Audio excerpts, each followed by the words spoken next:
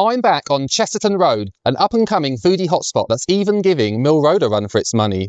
Why? Because it's got places like Ranya Grill, a favourite of mine that I visited last year, if you may remember. It offers authentic Middle Eastern cuisine, and I absolutely love it here. Not just because of the food, but because of the restaurant itself. Let me show you why. The family behind this place are originally from northern Iraq, bringing some authentic Kurdish and Middle Eastern flavours. Inside, the place is open, spacious, and even includes a swing for a bit of fun. I love the traditional sit-down areas at the back where you can take your shoes off, relax, and watch the whole world go by. Now, one of the things I love most about Ranya Grill is that you get to sit down cross-legged the proper authentic way. The family are from northern Iraq, of course, Ranya being a bit of a giveaway, and this is the way they do it here. So this gives you that little bit more of a kind of cultural connection to the restaurant rather than sitting at a formal table. Now, of course, you do get your formal tables too, so if you're not as flexible as I am, then by all means, dine at a proper table, but I like to do things proper, I like to do things authentically, so here I am. One word of advice is, make sure you're wearing matching socks that are freshly washed, otherwise you might embarrass yourself. We started with some delicious and creamy Kurdish lentil soup, then explored their sharing platter, which included hummus, halloumi, and these incredible donut-shaped falafel balls, which were absolutely amazing. I genuinely couldn't get enough of them. The portions were great, which required an equally big pita bread to go with it.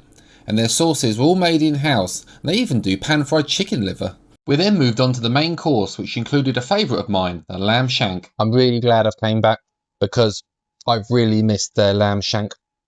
It's absolutely beautiful.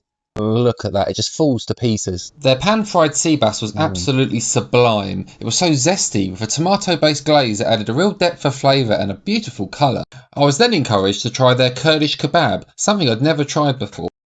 One of the highlights so far, unexpectedly, is the Kurdish kebab. I was really not expecting it to be that delicious. It's very, very crispy. And even though it's quite thin, there's a lot of juiciness in the middle, and you're hit with a real solid wall of flavour as well. Like this is, if you're coming to Ranya Grill, try the Kurdish kebab. This is amazing. You'll love this.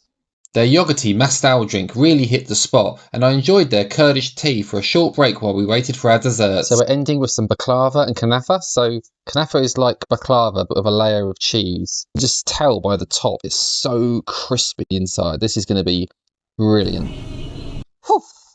And I'm spent. I've had an absolute blast. Ranya Grill has just gone from strength to strength. When I first came here last year, I loved it, but since my last visit, it's just improved so much. They've filled in a lot of the missing gaps of the interior decorating. The menu's been refined somewhat and they've expanded it. I honestly couldn't pick a favourite dish.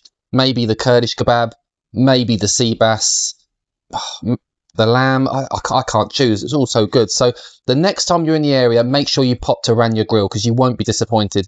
Thanks very much for watching and don't forget to give us a follow.